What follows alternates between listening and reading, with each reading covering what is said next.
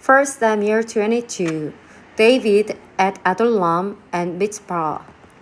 David left Gath and escaped to the cave of Adullam. When his brothers and his father's household heard about it, they went down to him there. All those who were in distress, were in debt, were discontented, gathered around him, and he became their commander. About 400 men were with him. From there, David went to Mizpah in Moab and said to the king of Moab, "Would you let my father and mother come and stay with you until I learn what God will do for me?" So he left them with the king of Moab, and they stayed with him as long as David was in the stronghold.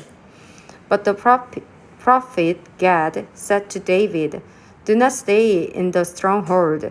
Go into the land of Judah." So David left and went to the forest of Herath.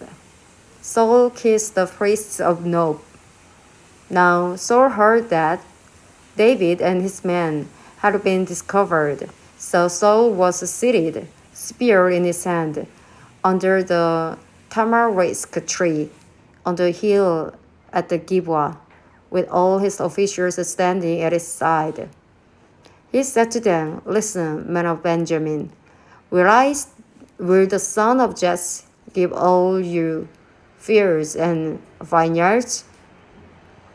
Will he make all of you commanders of thousands or commanders of hundreds? Is that why you have all conspired against me? No one tells me when my son makes a covenant with the son of Jesse. None of you is consecrated about me and tells me that my son has incited my servant to lie in wait for me, as he does today." But Doeg, the Edomite, who was standing with Saul's officials, said, I saw the son of Jesse come to Ahimelech, son of Ahitub, at Nob. Ahimelech inquired of the Lord for him. He also gave him provisions and the sword of Goliath, the Philistine. Then the king sent for the priest Ahimelech, son of Ahitub, and all the men of his family who were the priests at Nob, and they all came to the king. Saul said, "Listen now, son of Ahitub." "Yes, my lord," he answered. Saul said to him, "Why have you conspired against me, you and the son of Jesse, giving him bread and a sword, and inquiring of God for him, so that he has rebelled against me and lies in wait for me, as he does today?" Ahimelech answered the king, "Who of all your servants is as loyal as David, the king's son-in-law, captain of your bodyguard, and highly respected in your household?" Was that day the first time I inquired of God for him? Of course not.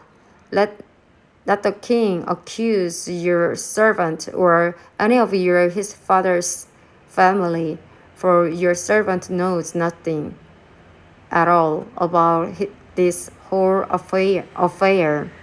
But the king said, "You will surely die, Ahimelech, you and your household, your whole family. You and your whole family." Then the king ordered the guards at his side, "Turn and kill the priests of the Lord, because they too have sided with David."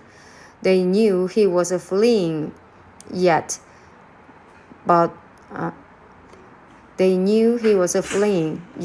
did not tell me. But the king's officials were unwilling to raise a hand to strike the priests of the Lord. The king then ordered Doeg, "You turned and struck down the priests." So Doeg the Edomite turned and struck them down. That day he killed 85 men who wore the linen ephod. He also put to the sword Nob, the town of the priests, with these men and women, its children and infants, and its cattle, donkeys, and sheep. But but one son of Ahimelech, son of Ahitub, named Abida, escaped and fled to join David. He told David that Saul had killed the priests of the Lord. Then David said to Abiathar,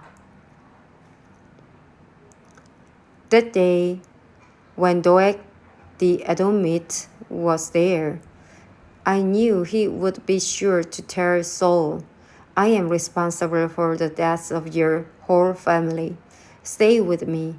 Don't be afraid. The man who wants to kill you is trying to kill me too. You'll be safe with me."